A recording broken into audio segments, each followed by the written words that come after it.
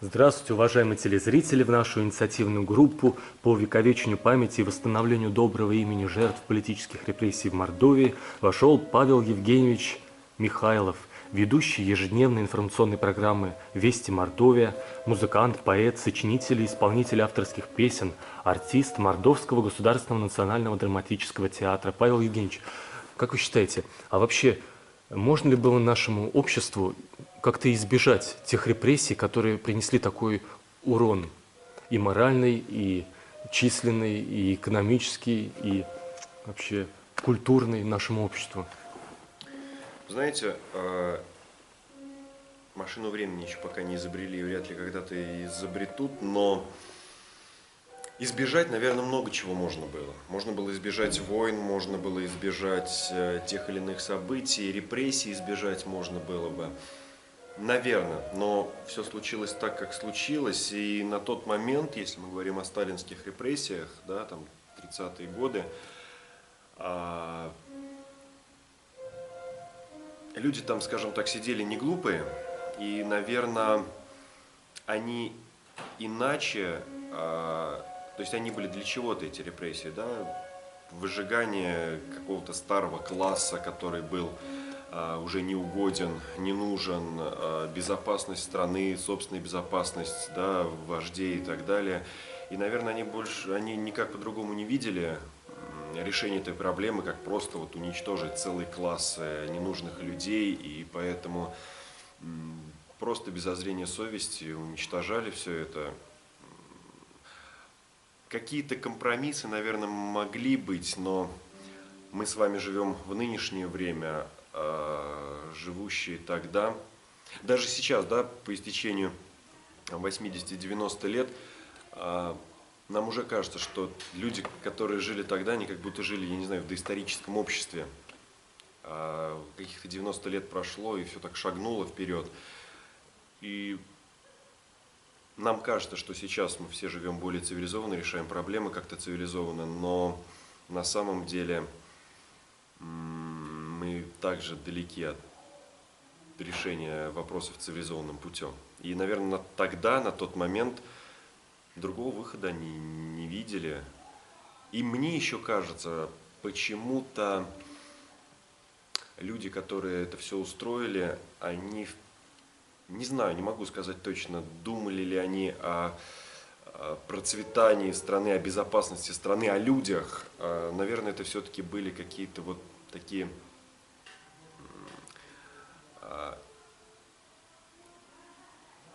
субъективные моменты. Что это значит? Это значит, что люди принимали такие решения, зачастую думая, о каких-то своих, я не знаю, выгодах. Был страх в первую очередь потерять, не знаю, свою жизнь и так далее. Я могу ошибаться, не знаю, но мне кажется, да, кто-то сказал из великих, лучше потерять там 100, чтобы спасти 1000. И, наверное, и сейчас где-то это решение имеет место быть. Но я что-то с этим не согласен совершенно. Нужно стараться кровь из носу, вывернувшись наизнанку, и не эту 100 потерять, и 1000 спасти.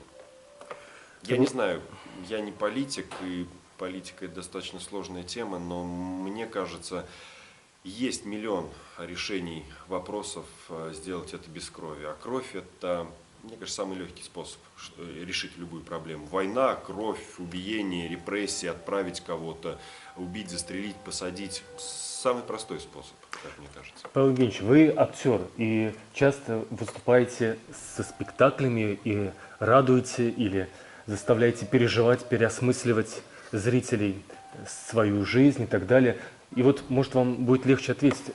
Если драматург выходит со сцены и говорит какую-то злую вещь и призывает сделать что-то очень злое, а сидят сотни людей в зрительном зале и допускают это зло, то почему они допускают? Наверное, не драматург вы имели в виду, А Сталина называли драматургом. Артист.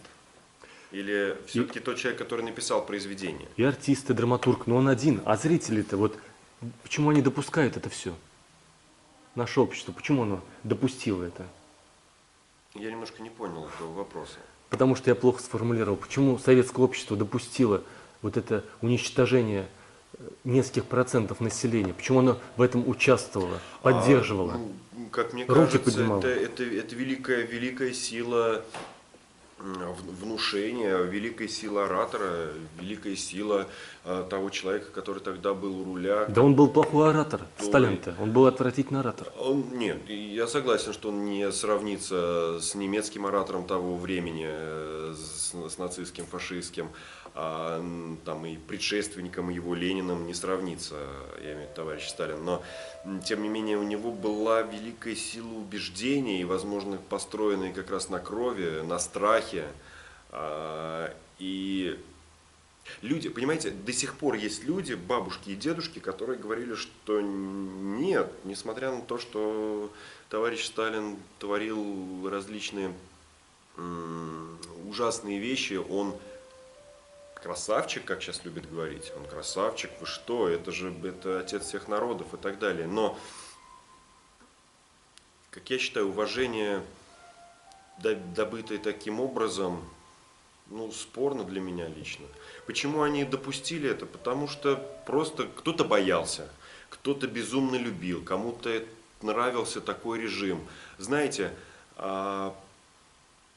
даже сейчас в обществе люди делятся на несколько категорий, скажем, на две. То есть люди, которые боятся, неважно, чего-либо боятся, и они живут тихонечко, ничего не делают. Они знают, что если они будут идти тихонечко по жизни, то и на них ничего и не обрушится совершенно. Им бояться нечего, вот они тихонечко. А есть люди, которые живут в полную ногу, делают то, что хотят, высказывают там решения, мысли свои и так далее. Им есть чего бояться. И тогда тоже так было. И поэтому те люди, которые, назовем их неуместными, они оказались там, где оказались. Хотя, я не знаю, то время очень спорное. Мне кажется, тогда ведь не было никакого выбора, как и в плане выбора руководства страны, чтобы выбрать руководство страны, то или иное, как не было выбора вообще, потому что это понятие, как выбор, его просто как будто бы вычеркнули из толкового словаря тех лет.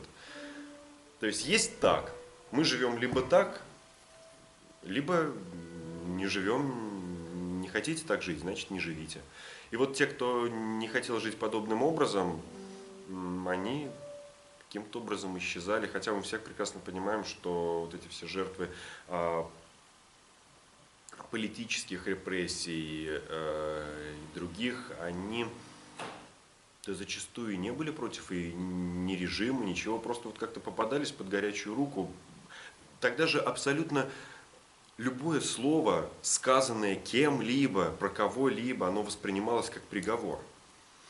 Почему так происходило, не знаю. Мне сейчас вот лично странно об этом думать, что мы все говорим какие-то вещи, даже за глаза, каких-то людей. Да вот просто сказали, что даже вот в моей профессии, вы знаете, что отвратительно сыграл. Это быстренько передали, раскрутили в огромный снежный ком. И окажется так, что я его с ног до головы облил грязью, этого человека. А на самом деле я просто вот высказал свое мнение. И тогда, наверное, такая же система работала. И мне сейчас сложно представить, как это было. А вот вам вообще что известно о том, как на искусство повлияли репрессии? Это история искусства. Допустим, я знаю, что если брать те времена, да и вообще какой-то весь советский период,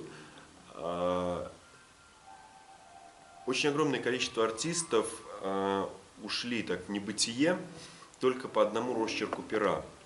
Сказали что-то не то, каким-то образом не согласились на те или иные моменты, и смело тот же Иван Пырьев, тогдашний, скажем так, гуру советского кино, мог одним словом, одним росчерком пера, то есть который был вхож к Сталину, мог сказать, что все, нет, все, забытый артист, все, его нигде не снимают, его нигде не берут в театр, ничего, все. То есть человек просто потерялся в своей профессии, стал никем. Я не могу... Единственное, наверное, если Мирхольд, наверное, да, который вот попал в эту мясорубку, талантливейший человек, который попал в мясорубку, я сейчас не вспомню, из-за чего именно, но справедливо это, несправедливо. Безобидные люди. Нет, я понимаю, что... За троцкизм Мейерхольда. Что? За троцкизм его. Он еще троцкизм. писал просьбы, что я не троцкист, я не враг, я не шпион. И описывал, как его пытали, избивали.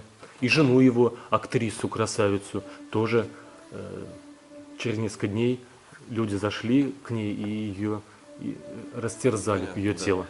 Да. Нет, я понимаю великую силу искусства, когда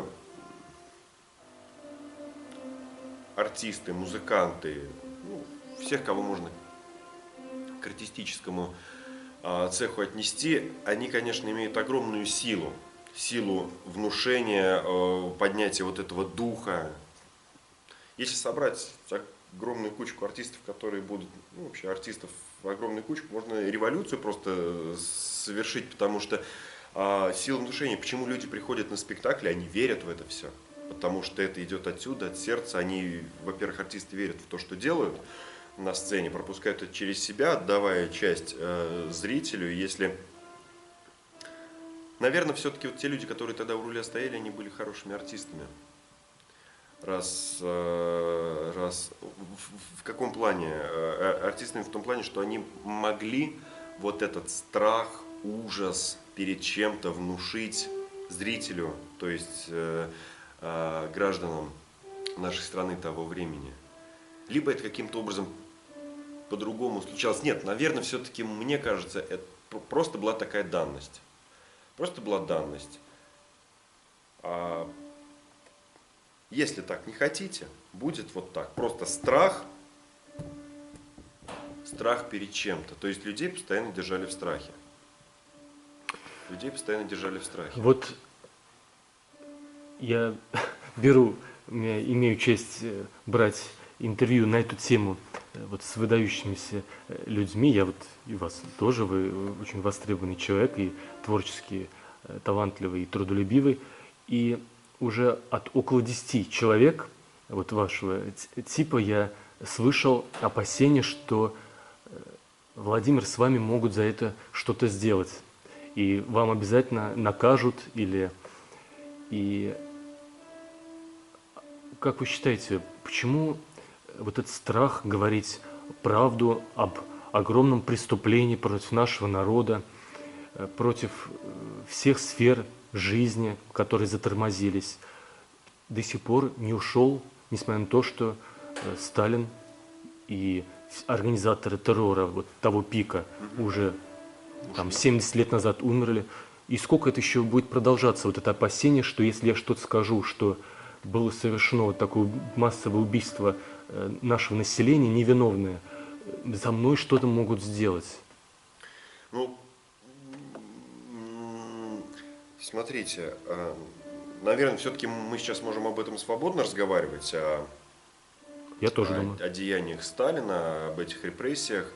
То, что происходит. Во-первых, свободно, потому что это уже, ну, где-то какие-то документы уже не секретные, хотя долгое время это было секретной информацией, то есть это сейчас вскрываются эти фамилии. То есть мы об этом, то есть об истории, о том, что было, мы, я думаю, можем говорить спокойно. Мы можем это обсуждать, осуждать, относиться к этому каким-либо образом. И я не думаю, что нам за это что-то будет. То есть, если я скажу, что Сталин поступал тогда нехорошо, плохо, отвратительно, ужасно, ну, к чему это была кровь, расстрелы и все дела, люди десятилетиями сидели в лагерях, не пойми за что, кого-то отпускали. Да, кому повезло дожить до 1953 года, их амнистировали, кому не удалось, извините, да, они так и остались. Они же не знают, что их потом реабилитировали, правильно? Те, кто погиб, умер, скончался в этих лагерях. А сейчас, я думаю, что где-то, ну, допустим, наше поколение с вами, оно еще где-то, да, оно вот конец 80-х, когда уже немножко вот мы, а вот мои родители, люди вот старшего поколения, они еще, мне кажется, живут теми какими-то страхами, привитыми их родителями, бабушками и дедушками, и ну, все равно есть какие-то же параллели, мы можем какие-то параллели проводить с руководителем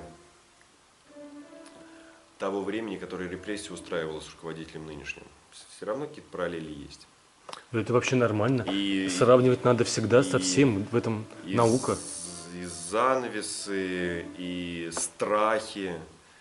Мы же сейчас не можем, как и тогда, да, там нечаянно не так посмотреть на портрет Сталина, или, как я помню, в школе какая-то история была, историю нам то ли педагог рассказывал, то ли кто, что, мол, нечаянно, проходя мимо портрета Сталина, какой-то из, я не знаю, то ли партийных работников, то ли просто нечаянно чихнул, и там брызги каким-то образом на портрет, это, естественно, заметил какой-то недоброжелатель, передал эту информацию кому нужно, и все, пожалуйста, ты уехал далеко и надолго. А недоброжелатель получил повышение. Вот. Наверняка. Но его потом тоже расстреляли, потому что он слишком много знал. Наверняка. Вот. И сейчас все равно складывается такое, мы же сейчас не можем, если этот чих, скажем так, перенести на наше время. Ну, конечно, если мы чихнем на определенный портрет сейчас, никто нам за это ничего не сделает, но если чих перевести немножко в другую категорию, то страшно. Ладно, чтобы уберечь вас от последующего развития вашей логической цепочки, давайте перейдем к нашим пожеланиям, которые уже реализованы в десятках регионов нашей страны и в наших столицах. И в реализации этих пожеланий участвуют все высокие уровни федеральной власти, и президент страны, и председатель правительства страны, и руководители правоохранительных всех органов. Первое наше пожелание, Павел Евгеньевич, заключается в том, что мы считаем, что в Мордовии нужно проводить ежегодное поминальное мероприятие, и очень желательно, чтобы глава нашей республики выступал со словами соболезнования репрессированным еще живым и семьям репрессированных. Вы бы приветствовали такое? Смотрите, во-первых, нужно помнить свою историю, какой бы она ни была. Это раз. Очень многим важно, особенно тем людям, которые потеряли своих родных, вот ни за что, можно сказать, да, то есть я про репрессии сейчас говорю. Приятно, наверное, не то слово, но я думаю, это правильно было бы, если появились какие-то памятные таблички, да, на домах, в которых жили те или иные люди, и, как вы правильно сказали, поминальные какие-то мероприятия, голова с соболезнованиями. Возможно, как президент страны тоже соболезнует. И чтобы на региональном уровне это все символически. Да, ну и чтобы это было искренне, а не каким-то бюрократическим мероприятием очередным. Конечно, это подразумевается. Просто все, чтобы понимали для чего, не для галочки, а чтобы все понимали для чего и так далее. Не думаю, что это каким-то образом... Хотя нет, с другой стороны, это даст понять тем людям, которые еще остались в живых, я имею в виду родственникам, вот, и репрессированных граждан, они же есть, да. Вот, в достаточных количествах, им просто от этого будет, знаете, как извинение. То есть таким образом, этими мероприятиями, наверное, скажем просто, вот, извините за то, что вот такое происходило. Потому что в эту мясорубку могли попасть и мы, то есть наши родные, ну, в то время. То есть никто не был застрахован тогда. Сейчас уж не с кого спрашивать, понятно же? Сейчас, ну, с кого ты спросишь? Ты не можешь это спросить с президента там, или еще с кого, не с кого спросить. Этих людей уже давно нет, это давно, дела давно минувших лет, но извиниться, хотя, с другой стороны, извиняться должны были они. Как получается? Знаете, я вот так считаю, что вообще, условно говоря, в расширенном виде можно сказать, что все население Мордовии, России является большой семьей репрессированных, потому что были репрессированы по десяткам статей. Кроме того, я думаю, то есть здесь даже если в форме извинения, хотя много разных восприятий вот этих слов соболезнования можно выбрать, то есть глава республики, он избран на выборах, и он от имени всего общества, представляя государство, он говорит, что я понимаю вашу боль, и я вместе с вами, то есть это еще сплачивает общество. Кроме того, по поводу вот вины. Вообще вина – это все общество Российской империи, большинство на учредительном собрании проголосовало за социалистические партии, 80%.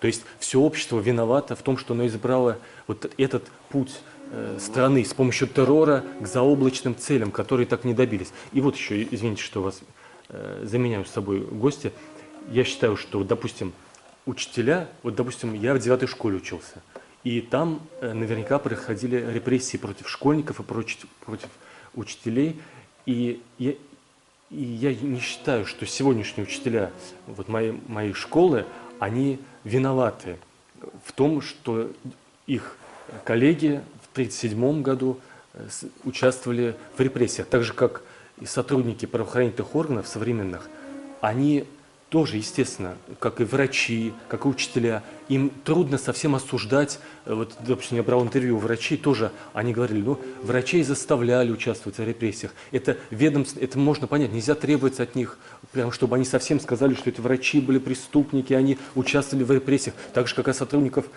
правоохранительных органов современных, Федеральной службы безопасности, МВД. Нельзя уж говорить, чтобы они говорили, что те чекисты были враги и так далее. То есть мы все как общество должны сказать, что тогда было преступление, и никто из современников в этом не виноват, но мы все должны расставить нравственные гражданские акценты. Согласны с этим, да? Да. И просто многие не знают, многие же даже не знают этого пунктика в истории, что был такой кровавый момент. Да, и это тоже. Террор. И мы должны таким образом просто вот этими действиями, этими мероприятиями мы вспомним и еще раз всем, да и себе в том числе, дадим понять, что эти люди ни в чем не виноваты. И, ребята, давайте не повторять подобного.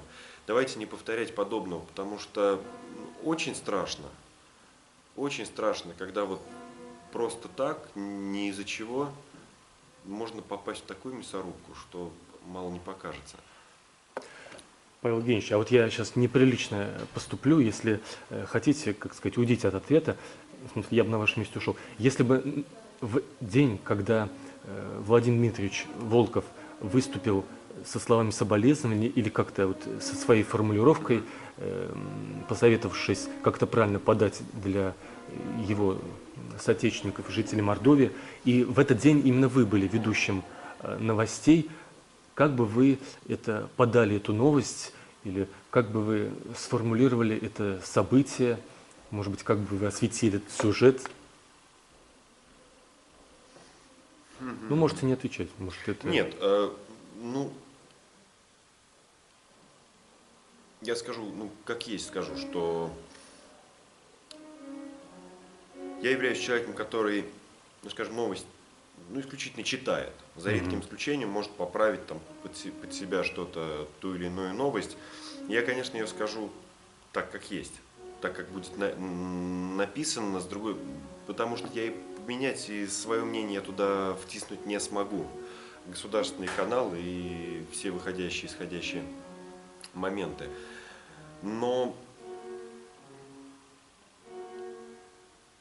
это должно быть, такое мероприятие, оно должно быть, знаете, изначально, вот когда 9 мая и Бессмертный полк, помните, когда только года 3-4 назад, я уже не помню, когда Мгм. первый бессмертный полк пошел, были моменты у нас в республике, в частности, были моменты, когда просто распечатывали какие-то фотографии, просто раздавали их по организациям, а потом эти фотографии были там, валялись там около Да. мусорок. Это просто надо пройтись, вот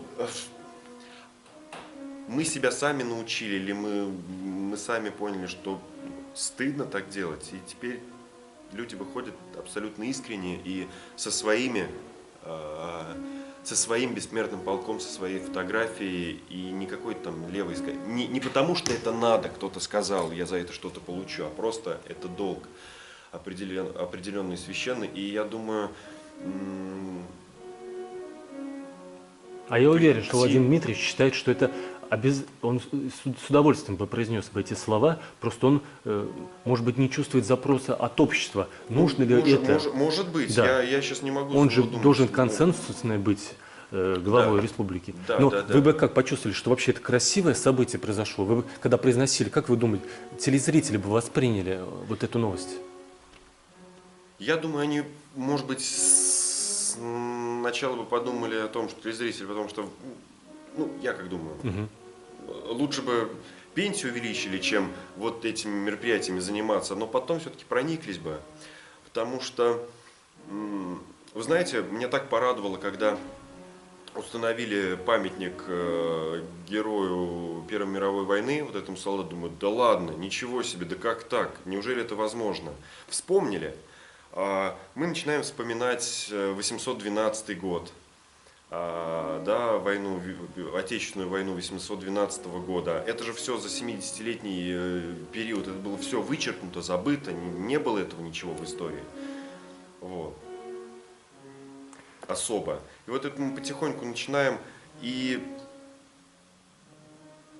даже какой-то момент в истории имя Сталина было вычеркнуто, оно опять как-то, да, вышло. Ну, потому что от этого нельзя отказаться. Если мы не будем об этом знать, мы каких-то вещей, а нужно знать и плохое в своей истории, и хорошее. Много чего было. И вот я Да. думаю, это такой момент, что вот если мы увековечим, это будет ежегодное мероприятие. С каждым годом что-то больше. Одна табличка, вторая табличка, вот эти вот места захоронений, облагораживание всего этого дела, да, и это войдет, привычка не то слово, это войдет в традицию, в какую-то, что да, 9 мая, Великий день Победы. Многие погибли, осталось несколько ветеранов. Но есть еще вот такой день. Возможно, это будет... Я вот не знаю, есть дата? Есть 30 октября, День памяти жертв Памяти политических жертв. репрессий общероссийский. Вот общероссийский. Государственный праздник. Не так не Ну, не праздник, а праздник, день. да, День День. скорби памяти. И вот я думаю, этот день, он тоже может стать... Про него, видите, я даже тоже спросил, потому что я не знал. Я сам недавно только, узнал. И чтобы люди знали о том, что печальный такой был момент, даже не день, времена. Были А как вы ужасные относитесь к времена в тому, истории. как помог бы этому, если бы в центре Саранска был установлен памятник жертвам политических репрессий, как в десятках городов Знаете, страны? года два назад, почти года два назад мы были на гастролях в городе Листак, Республика Калмыкия. Я ходил по этому городу, он просто вот напичкан какими-то вот памятниками, монументами. Там есть памятник, не в классическом понимании этого слова, там монумент какой-то. Там целая композиция репрессированным, даже не репрессированным, а как это правильно назвать? Репрессированным Да. калмыкам, калмыцкому народу, которые в 24 часа просто выселили из страны. И памятник — это огромный курган. Национальные депортации были. Да, типа депортация. Ну, можно и так сказать, да, потому что они потеряли землю, кого-то расстреливали, кого-то там, да, тоже это было. Огромный курган, памятник, даже, по-моему, если не ошибаюсь, Зураба Церетели, и не помню. Вот композиция, там лошади, люди. И вагоны, вот эти холодные вагоны, даже не теплушки, а холодные вагоны, там по пару вагонов, оборванные рельсы, то есть как память о том, что как их депортировали. И еще в центре города находится памятник жертвам политических репрессий, то есть это каменный какой-то такой большой длинный камень с колючей проволокой, где-то там вот штыком, ружьем. Вот он со всех сторон, его можно обсудить. Я, к сожалению, не помню, но это памятник был жертвам политических репрессий. И если он будет в Саранске, ну, я думаю, для него можно найти место, может быть, даже не в центре города, я не знаю. Ну, потому что, сами понимаете, что композиция архитектурная, там, это же все нужно согласовывать. Но я думаю, он должен быть, учитывая, что, может быть, даже он может быть и в Рамадановском районе, да, в Чуфарово. Он может быть и там. Но это нужно каким-то образом увековечить, этот момент. Я тоже думаю, что даже вот, не знаю, имею ли я право, наверняка не имею я права так говорить, но я думаю, даже и Петр Николаевич Толтаев наверняка, как человек, я и интервью его слышал и видел, тоже, мне кажется, что тоже он, если его лично спросить, он за, в такой, чтобы установить, выделить место под памятник, тоже, видимо, только или до этого руки не доходят, потому что и ЖКХ, и социальная сфера, экономические вопросы и так далее. А запроса от общества нет. И если мэр города или глава республики начнет говорить о тех вещах, о которых он не слышит запроса, то ему скажут, а почему ты вместо решения более актуальных вопросов начинаешь говорить, и его не поймут. И поэтому в чем наша цель, что мы вот объединяем общественность, да. чтобы она заголосила и чтобы был какой-то... А то все стесняются, и кто-то боится, в хорошем смысле слова, потому что у всех свои семьи и работы, и есть цель жизни, судьба, хочет каждый реализовать часть своего творческого потенциала. А вот как вот тоже вы в своей речи, очень такой многогранной, несколько одновременно наших пожеланий упомянули, поэтому я их не буду дублировать. А вот как вы, поддерживаете ли вы наше пожелание, чтобы продолжался процесс реабилитации репрессированных по десяткам статей, который немного был прекращен, чтобы не останавливать, чтобы не все миллионы. Потому что, во-первых,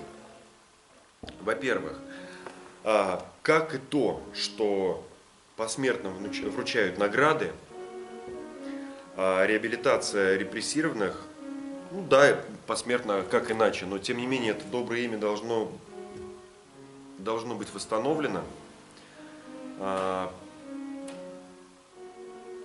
Даже просто, знаете, ну, и для оставшихся родственников, во-первых, они, конечно, знают, что это все неправда, и это все незаконно было, несправедливо, он там был осужден, расстрелян и так далее. Но подтверждено это должно быть.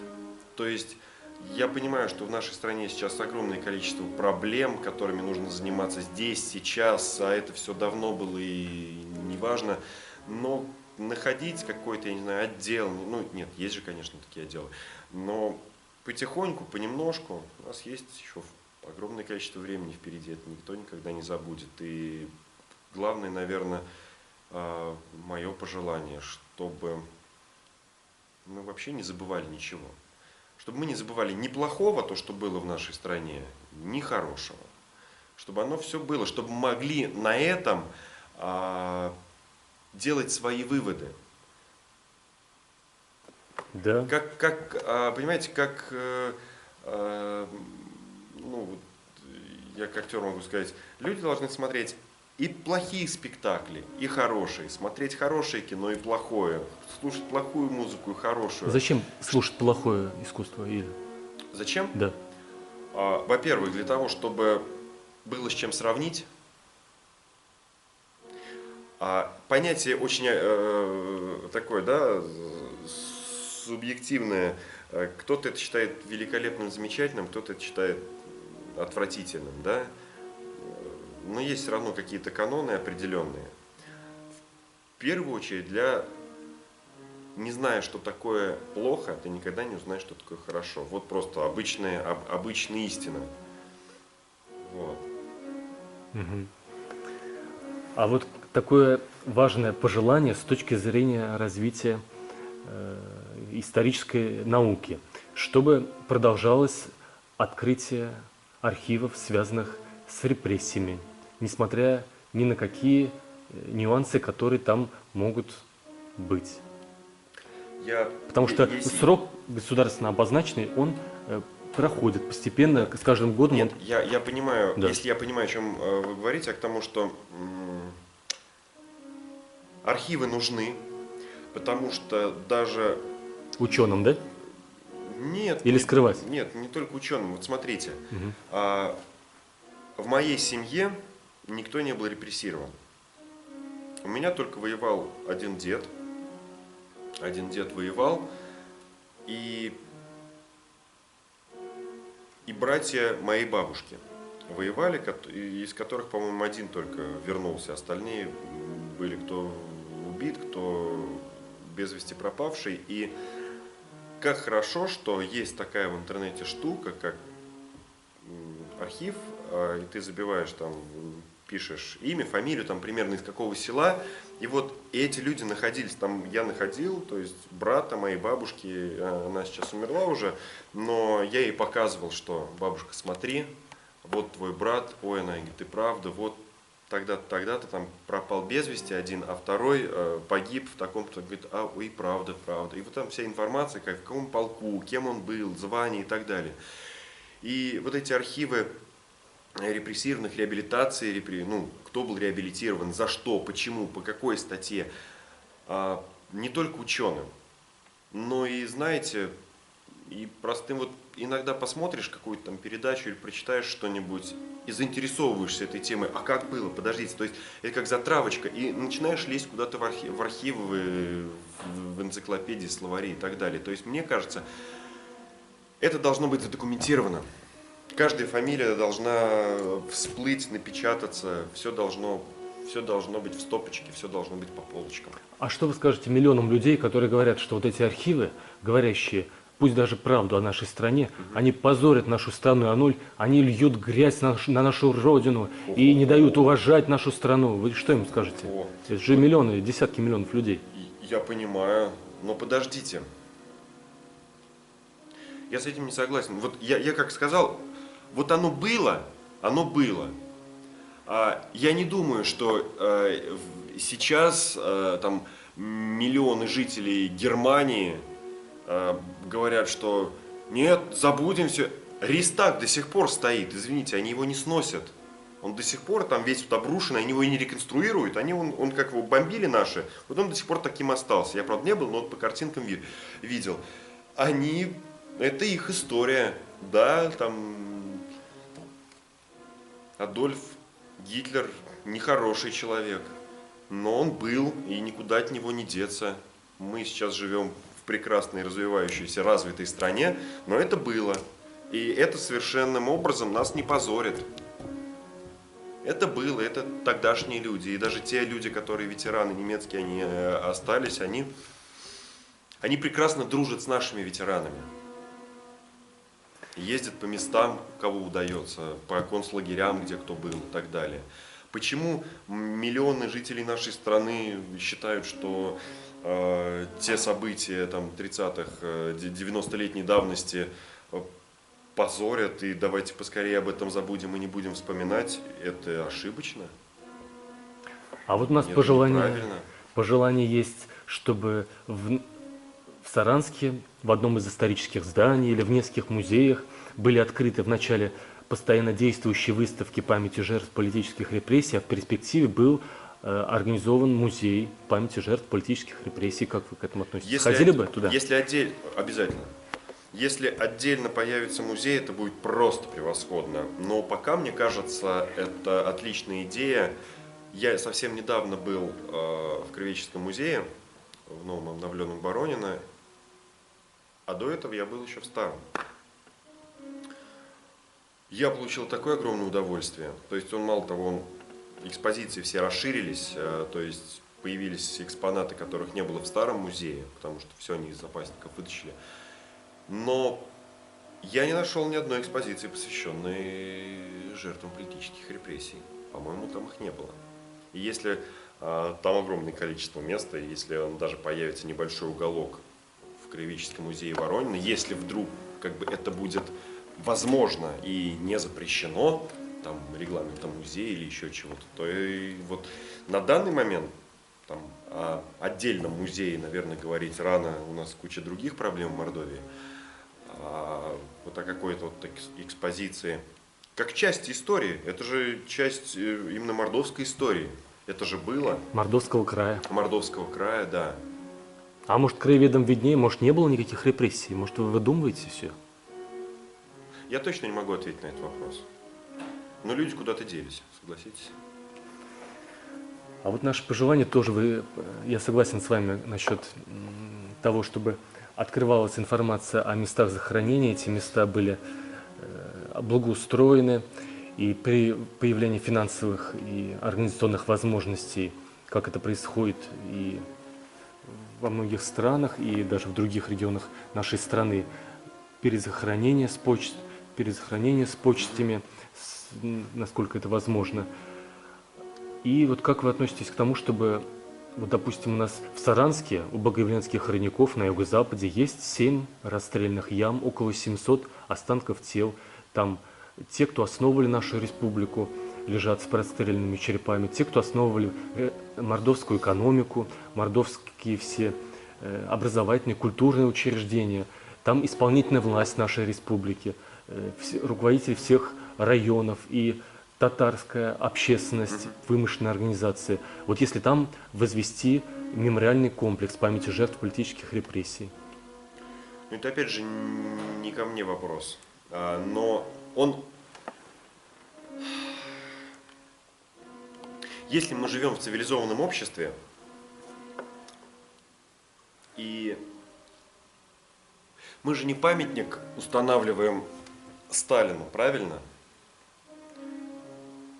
Хотя я вообще против памятников каким-то, я не знаю, политическим деятелям.